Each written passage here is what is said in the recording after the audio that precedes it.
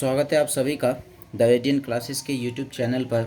मैं अभिनव आपका दिल से अभिनंदन करता हूं। हम लोग एवरेज के सीरीज को फिर से आगे बढ़ाते हैं और कुछ और अच्छे अच्छे सवाल को डिस्कस करते हैं। चलिए आज हमारा सबसे पहला सवाल ये रहा, बहुत ही अच्छा इम्पोर्टेंट, जो भी कहे सारे सवाल अच्छे ही होते हैं। क्या कह रहे हैं? सबसे पहला सवाल, किसी कक्षा में 26 छात्रों का औसत भार 51 केजी है। यदि अध्यापक का भार भी सम्मिलित किया जाए तो औसत भार 1 केजी बढ़ जाता है, तो अध्यापक का भार क्या होगा? सिंपल सी बातें हैं।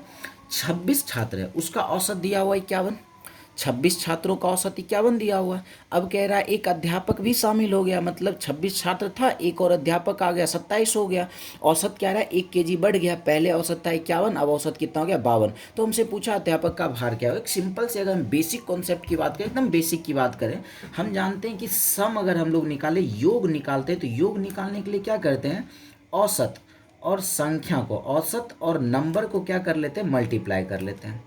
योग निकालने के लिए, सम निकालने के लिए क्या करते हैं? तो औसत और संख्या को गुना कर लेते हैं। जैसे हम ये कहें 26 छात्र है और इन सब का औसत 51 है, 26 गुना 51 करेंगे तो ये हमारा मिल जाएगा टोटल योग। अब क्या हुआ? एक अध्यापक शामिल हो गया, तो अब आदमी कितना हो गया? 27। इसका औसत 1 केजी बढ़ गया, 51 था, एक बढ़कर कितना हो गया? 52 हो गया। अब इसको मल्टीप्लाई करते हैं। अब ये ध्यान से देखना, यहाँ पर मल्टीप्लाई होकर कुछ आएगा, यहाँ मल्टीप्लाई होकर कुछ आएगा।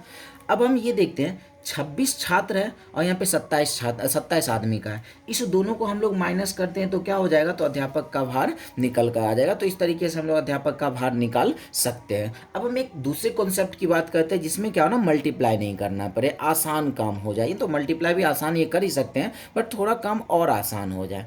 तो हम ये कह रहे हैं 26 छात्र हैं, इन सब का औसत कितना है? तो इन सब का औसत 51 है। एक और बढ़ गया तो 27 आदमी हो गया, इन सब का औसत क्या होगा? तो एक बढ़ गया, 51 है तो क्या हो गया? 52 हो गया। अब हम ये कह रहे हैं औसत कितना बढ़ा? एक बढ़ा। इधर आदमी आदमी कितना बढ़ा? तो एक बढ़ा। अब क्या करना है? इस 26 का मल्टीप्लाई इससे और इस 52 का मल्टीप्लाई इससे कर देना है। हमारा हमारे पास आंसर निकल कर आ जाएगा, अध्यापक का भार निकल कर आ जाएगा। तो 26 गुना 1 करते हैं तो 26, प्लस 52 गुना 1 कर देते हैं तो 52, ये क्या हो जाएगा?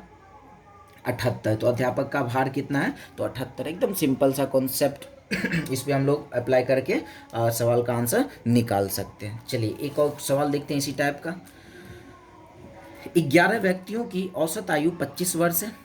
एक व्यक्ति समूह छोड़कर चला जाता है जिससे औसत आयु 2 वर्ष बढ़ जाती है, तो उस व्यक्ति की आयु क्या है? सिंपल सी बात है, 11 व्यक्ति है और इन सब का औसत कितना है? तो 25 है। एक व्यक्ति समूह छोड़कर चला गया, 11 था, एक छोड़कर चला गया तो बचा 10।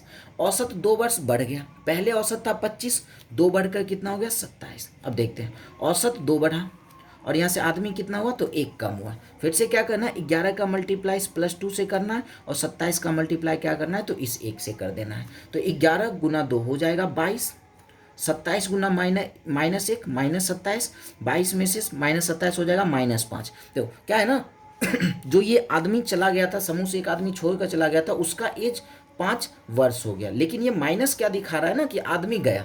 प्लस दिखाएगा इसका मतलब आदमी आया है, माइनस दिखाएगा कि आदमी गया। तो जो आदमी छोड़कर गया उसका आयु कितना है? तो 5 वर्ष है। क्लियर? अब नेक्स्ट क्वेश्चन है, 11 व्यक्तियों की औसत आयु 21 वर्ष है। 2 और व्यक्ति समूह में शामिल हो जाते हैं जिससे औसत आयु 4 वर्ष बढ़ जाती है, तो उन दोनों व्यक्ति की औसत आयु क्या है? सीधी सी बात है, 11 व्यक्ति की औसत आयु कितनी है? 21 है। क्या बोला? इसमें 2 व्यक्ति और शामिल हो गया, 11 था, 2 और हो गया तो 13 हो गया। कह रहा है औसत आयु 4 वर्ष बढ़ गया, 21 था, 4 बढ़ गया, कितना हो गया? 25 हो गया। अब देखते हैं औसत कितना बढ़ा? 4। आदमी कितना बढ़ा? तो 2 बढ़ा। अब इस 11 का मल्टीप्लाई 4 से और 25 का मल्टीप्लाई 2 से, तो यहाँ जो हम आता है ना, एक आदमी अगर छोड़ कर गया आया तो उसका सम, या फिर 2 छोड़ कर जाए आए, उसी सब का क्या मिलेगा? तो सम मिलता है यहाँ पर। 11 गुना 4 44, 25 गुना 2 क्या हो जाएगा? 50। ये क्या आ गया? तो आ गया 94। 94 क्या आया? तो वो जो 2 नया आदमी आया था, ये जो 2 नया आदमी आया, इसी का क्या मिल रहा है? तो सम मिल रहा है। एक आदमी था तो कोई टेंशन ही नहीं है, 2 आदमी है तो इस दोनों का क्या मिला? सम मिला। तो हमसे पूछा इस दोनों का औसत क्या होगा? औसत निकालने के लिए क्या करते हैं? योग में 2 से भाग लगा देते हैं, क्या मिल जाएगा? तो 47 इसका औसत हो जाएगा। चलिए फिर से एक सवाल देखते हैं। 15 व्यक्तियों की औसत आयु 35 वर्ष है। 5 व्यक्ति समूह में शामिल हो जाते हैं और औसत आयु 15 वर्ष से घट जाता है। तो 1.5 वर्ष से घट जाता है तो 5 नए व्यक्ति की औसत आयु क्या है? सिंपल सी बात ये है कि 15 व्यक्ति है, इसका औसत आयु कितना दिया है? तो 35 दिया है। 5 व्यक्ति समूह में शामिल हो गया, 15 था, आदमी 5 और आ गया तो 20 हो गया।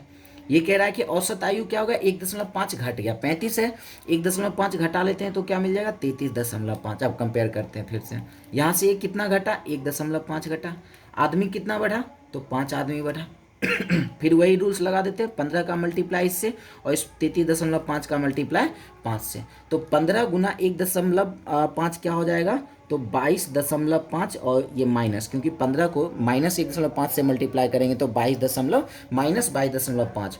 अब 33.5 को 5 से मल्टीप्लाई कर लेते हैं, 25 का 5 बाकी 2, 5 या 15 2 17 का 7 बाकी 1, 5 या 15 1 16, 167.5। अब 167.5 में से 22.5 माइनस कर लेते हैं तो क्या मिल जाएगा? 7 में से 2 गया 5, 6 में से 2 चला गया 4, 145। ये 145 क्या है? तो इसी पांचों आदमी का सम आ गया, योग आ चुका है कितना? तो 145। भाई एवरेज निकालने के लिए क्या करें? 5 आदमी है तो 5 से भाग लगा देते हैं, क्या मिल जाएगा? तो 29 औसत निकल कर आ गया। उस पांचों आदमी का औसत कितना आ गया? तो 29 आ गया। हम लोग इस तरीके से मल्टीप्लाई करने से हम लोग बच सकते हैं। फिर से देखते हैं नेक्स्ट सवाल अब किस टाइप का है। शायद उसी तरह का ये सवाल है, आप लोग चाहो तो वीडियो पॉज करके इसको बना सकते हो। 40 व्यक्तियों के समूह का औसत उम्र 50 वर्ष है। 10 व्यक्ति के और सम्मिलित हो जाने से औसत उम्र 52 वर्ष हो जाता है। तो नए व्यक्ति की औसत क्या है? चलो 40 व्यक्ति है, इसका औसत कितना है? 50 है। 10 व्यक्ति और आ गया, 40 था, 10 व्यक्ति और आ गया तो 50 हो गया। औसत क्या हो गया? तो 52 हो गया, इधर 52 लिख लिया।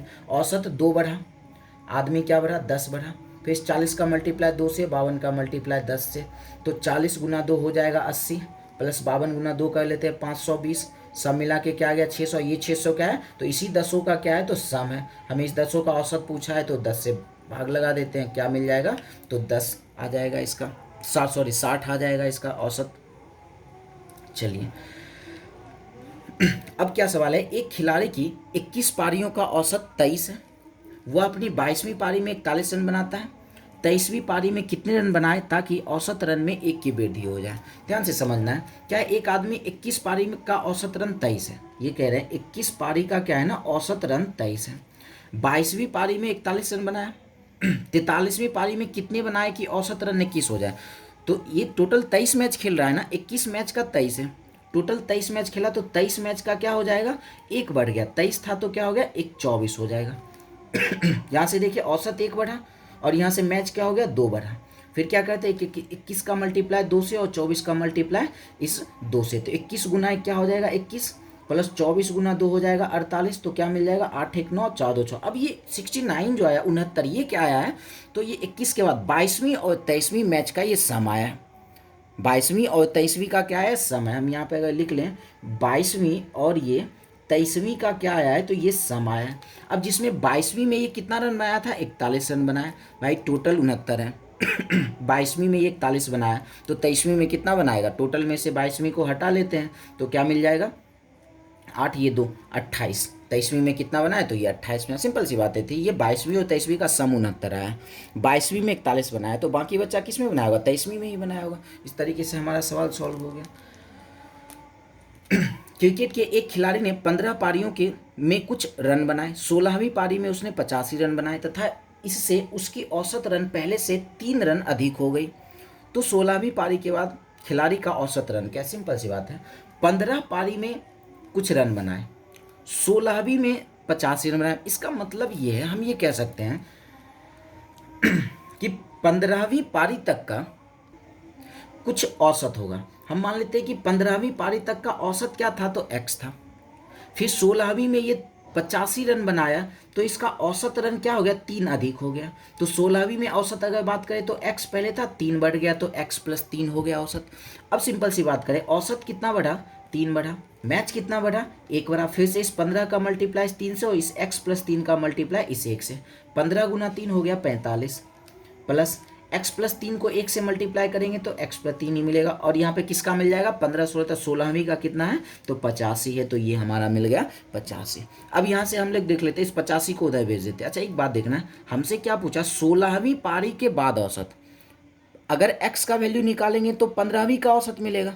हमसे पूछा है 16वीं का कितना, x+3। तो एक काम करते हैं, सिर्फ 45 को उधर भेजते हैं, 3 को नहीं भेजते हैं, क्योंकि हमसे 16वीं का औसत पूछा है। 16वीं का औसत कितना है, तो x+3 है। तो x+3 हम लोग निकाल लेते हैं, इस 85 में क्या कर लेते हैं, इस 45 को माइनस कर लेते हैं, तो क्या मिल जाएगा, 40। 16वीं का औसत क्या हो जाएगा, तो 40 मिल जाएगा। इस तरीके से अपना टाइम को बचा सकते हैं इसे सॉल्व करके। अब क्वेश्चन है, क्रिकेट के एक खिलाड़ी का 10 पारियों का कुछ औसत था। 11वीं पारी में उसने 108 रन बनाए तथा इससे उसके औसत रन में 6 की वृद्धि हो गई। अब उसकी औसत रन क्या है, सिंपल सी बात है, 10 पारियों तक का कुछ औसत है भाई साहब। 10 पारी तक का औसत कितना है तो नहीं पता, एक्स है। फिर क्या, 11वीं में 108 रन बनाया तो औसत रन 6 अधिक हो गया। 11वीं में इसका औसत रन 6 अधिक हो गया, एक्स था और 6 अधिक हो गया, x+6 हो गया। अब हम क्या कहेंगे भाई, औसत कितना बढ़ा, 6 बढ़ा, मैच कितना बढ़ा, 1 बढ़ा। फिर 10 का मल्टीप्लाई 6 से और x+6 का मल्टीप्लाई 1 से, 10 गुना 6 क्या हो जाएगा, 60, प्लस x+6 का मल्टीप्लाई 1 से करेंगे तो x+6 इक्वल टू कितना रन बनाया था ये 11वीं में 108। अब हम एक बार ये देख लेते हैं पूछा क्या गया। अब उसकी औसत रन क्या है, मतलब लास्ट वाला, इसका मतलब ये 11वीं का औसत पूछा गया। 11वीं का औसत कितना है, x+6। तो सिर्फ 60 को उधर भेज लेते हैं, तो सिर्फ 60 को इधर भेज लेते हैं तो क्या मिल जाएगा, 48। 11वीं का औसत क्या है, तो 48 है। अगर हमसे 10वीं का पूछा जाता तो इस 6 को भी उधर भेजते, मतलब 10 और 6 66 को उधर भेजते हैं। हमसे सिर्फ 11वीं का पूछा है तो 11वीं का x+6, तो भाई क्यों इसमें निकाले, 6 को क्यों भेजें जब हमसे यही वैल्यू पूछा जा रहा है। तो क्लियर। चलिए, किसी बल्लेबाज ने 12वीं पारी में 63 रन बनाए जिससे उसके औसत रन 2 बढ़ जाता है। तो 12वीं पारी के बाद उसके रनों का औसत क्या है, सेम वही सवाल आ गया। 12वीं पारी में उसने 63 रन बनाया, इसका मतलब भाई साहब 11वीं पारी तक का तो कुछ औसत होगा। तो हम मान लेते हैं 11वीं पारी का औसत x है। 12वीं में ये 63 बनाया तो औसत क्या हो गया, 2 बढ़ गया। औसत x था, 2 बढ़ गया। अब देखते हैं, यहाँ से औसत 2 बढ़ा और यहाँ से मैच 1 बढ़ा। फिर वही काम करना, 11 का मल्टीप्लाई 2 से, x+2 का मल्टीप्लाई 1 से। 11 गुना 2 22, प्लस x+2 को 1 से मल्टीप्लाई करते हैं तो x+2, और ये कौन सा आ जाएगा, तो 12वीं का आ जाएगा। 12वीं में कितना बनाया था, तो 63 बनाया था। अब देख लेते हैं क्या पूछा, 12वीं पारी के बाद औसत। 12वीं पारी का औसत क्या था, x+2। तो हम लोग क्या करना, सिर्फ x+2 का ही वैल्यू निकालना है, तो सिर्फ 22 को उधर भेज लेते हैं तो क्या मिल जाएगा, तो हो जाएगा ये 41। 12वीं तक का औसत क्या हो जाएगा, तो 41 हो जाएगा। चलिए इस सवाल को देखते हैं क्या। 19वीं पारी में 98 रन बनाकर एक क्रिकेट खिलाड़ी की औसत रन संख्या में 4 रनों की वृद्धि हो गई। 19वीं पारी के बाद उसकी औसत रन संख्या क्या होगा। चलिए इस सवाल को हम लोग देखते हैं। थोड़ा वीडियो रुक रुक कर हमें बनाना पड़ रहा है क्योंकि खांसी ज़्यादा होने की वजह से वीडियो बनाने में परेशानी हो रही है, तो इसके लिए आज हम माफ़ी चाहते हैं। थोड़ा वीडियो रुक रुक कर हमें बीच बीच में बोलने में भी हमें रुकना पड़ रहा है, तो इस चीज़ के लिए हम माफ़ी चाहते हैं। चलिए इस क्वेश्चन को हम लोग फिर से देखते हैं क्या। 19वीं पारी में 98 रन बनाया ना, इसका मतलब है कि 18वीं पारी तक का तो इसका कुछ औसत होगा। मान लेते हैं 18वीं पारी तक का औसत x है। 19वीं पारी में ये जैसे ही 98 रन बनाता है तो औसत में क्या हो जाता है, 4 की वृद्धि हो जाती है। औसत x था और 4 की वृद्धि हो गई। अब देखते हैं यहाँ पे औसत 4 बढ़ा और यहाँ पे मैच 1 बढ़ा। इस 18 का मल्टीप्लाई इस 4 से, x+1 का मल्टीप्लाई 1 से। 18 गुना 4 क्या हो जाएगा, 72, प्लस x+4 को 1 से मल्टीप्लाई कर लेते हैं तो x+4 ही इक्वल टू क्या मिल जाएगा, 19वीं पारी का रन। 19वीं पारी में कितना बना है, तो 98। फिर से देखते हैं हमसे क्या पूछा, 19वीं पारी के बाद का औसत क्या होगा। तो भाई 19वीं पारी के बाद का औसत x+4 है ना, तो हमें सिर्फ x+4 का ही वैल्यू चाहिए। तो हम क्या करते हैं, सिर्फ 72 को उधर भेज लेते हैं तो क्या मिल जाएगा, ये मिल जाएगा 26। तो 19वीं पारी के बाद का औसत क्या हो गया, तो 26। इस तरीके से एक ही कॉन्सेप्ट से हमारा क्या हो रहा है ना, तो सवाल बनते जा रहा है। क्लियर। चलिए अगर कॉन्सेप्ट में परेशानी हो तो आप एक बार वीडियो रिवाइंड करके देख सकते हो, लेकिन मेरे ख्याल से कॉन्सेप्ट अच्छे से क्लियर हो रहा होगा। चलिए फिर से एक सवाल देखते हैं। क्या कह रहा है, एक बल्लेबाज के 13 पारियों में औसत रन 53 है। 13 पारी का औसत रन 53 है। उसके अधिकतम तथा न्यूनतम बनाए गए रनों के बीच का अंतर 114 है। यदि इन 2 पारियों को हटा दिया जाता है तो 11 पारियों का औसत रन 45 हो जाता है, तो उसके द्वारा बनाए गए अधिकतम रन क्या है। देखो सवाल क्या है ना, कह रहा है कि 13 पारी में औसत रन 53 है। उस मैच में क्या है ना, 13 पारी में एक अधिकतम रन है और एक न्यूनतम, एक अधिकतम रन है और एक न्यूनतम रन है। उसके बाद उस दोनों का अगर हटा, हाँ ये भी कह दिया कि अधिकतम और न्यूनतम के बीच का अंतर कितना है, तो 114 है। अगर उस दोनों मैच को हटा देता है, 13 मैच था, 2 मैच हट गया तो बचा है 11 मैच, तो औसत क्या हो गया, 45 हो गया। तो हमसे पूछा कि उसका अधिकतम रन क्या है। सिंपल सा कॉन्सेप्ट, वही जो कॉन्सेप्ट अभी हम लोग पढ़ रखे थे पढ़ रहे हैं, उसी कॉन्सेप्ट पे हम लोग इस सवाल को सॉल्व करेंगे। कुछ मल्टीप्लाई करने की जरूरत नहीं। 13 पारी का औसत कितना था, तो 53। 2 मैच निकाल दिया तो मैच कितना हो गया, 11, और औसत कितना हो गया, 45। भाई साहब औसत कितना कम हुआ, तो हम यहाँ पे औसत की बात करें तो क्या हो जाएगा, कहेंगे औसत 8 कम हुआ, औसत 8 कम हुआ, और मैच क्या हो गया, तो 2 कम हुआ। क्लियर। अब फिर से वही काम, 13 को 8 से मल्टीप्लाई, 45 को -2 से मल्टीप्लाई, तो 13 गुना 8 क्या हो जाएगा, -104। फिर 45 गुना -2 -90, तो ये क्या मिल जाएगा, -194। तो इस माइनस से टेंशन नहीं लेना है। माइनस का मतलब ये आ जाता है ना कि मैच कम कर दिया गया जैसे आदमी निकल गया था उसी तरह से मैच इसमें कम कर दिया गया। इसका मतलब ये जो 194 आया, जो 2 मैच कम हुआ था उसी का सम है ना, मतलब ये 194 क्या है, तो मैक्सिमम और मिनिमम, मैक्सिमम और मिनिमम का क्या है, तो ये सम है। सबसे हाईएस्ट और सबसे लोएस्ट का ये सम है। अब हम एक बात बताते हैं, इसमें क्या है ना, हमसे बोला है कि हाईएस्ट और लोएस्ट का क्या है, तो डिफरेंस, हाईएस्ट और लोएस्ट का क्या है, तो डिफरेंस 114 है। तो हमसे पूछा अधिकतम कितना है। सिंपल सी बात को समझना, 194, इसमें से हमें ये निकालना है कि हाईएस्ट कितना है या फिर लोएस्ट कितना है। हम ये कह रहे हैं अंतर कितने का था, तो 114 को। अगर 194 में 114 निकल गया तो बचा कितना, 80। अब ये कहेंगे 80 में आधा इसको दे देते हैं, आधा इसको दे देते हैं, तो हो जाएगा अधिकतम और न्यूनतम। ये क्या मिल जाएगा, 154 हाईएस्ट हो गया, और न्यूनतम कितना हो जाएगा, तो 40। हमसे क्या पूछा, अधिकतम। तो इस तरीके से हम लोग बिना सॉल्व किए हुए ये भी निकाल सकते हैं।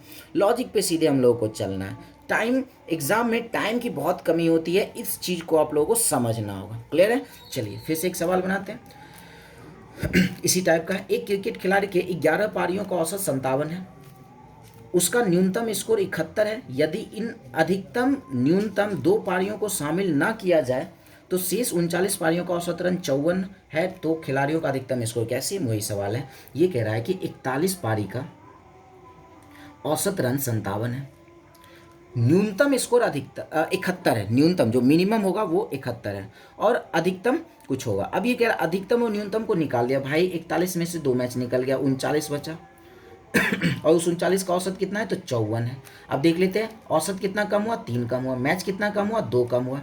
सेम वही काम करते हैं, 41 का मल्टीप्लाई -3 से, 54 का मल्टीप्लाई -2 से। 41 को -3 से मल्टीप्लाई कर लेते हैं, क्या मिल जाएगा, 123, और ये 54 को -2 से मल्टीप्लाई कर लेते हैं तो क्या मिल जाएगा, 108। माइनस माइनस मिलके प्लस होता है, क्या हो जाएगा, 8 3 11, 2 1 3, 231। माइनस में तो माइनस हम लोग को नहीं लेना। अब क्या है ना, उस हाईएस्ट और लोएस्ट का सम क्या आ गया, योग क्या आ गया, 231 आ गया, जिसमें से लोएस्ट कितना है, न्यूनतम रन 171, सॉरी 71 है भाई साहब, सम मिला के 231 है, हाईएस्ट और लोएस्ट मिला के 131 है, जिसमें से न्यूनतम को 71 है। न्यूनतम हम इसमें से अगर हटा लें तो बाकी जो बचेगा कौन सा बचेगा, हाईएस्ट ही बचेगा ना। तो न्यूनतम को हम इसमें से 71 को माइनस कर लेते हैं तो क्या मिल जाएगा, 160। क्या कहेंगे, अधिकतम स्कोर कितना है, तो 160 है। बहुत ही मज़ेदार आज का टाइप रहा तो चलिए आज के लिए बस इतना ही रहने देते हैं। मिलते हैं हम लोग नेक्स्ट वीडियो में। धन्यवाद।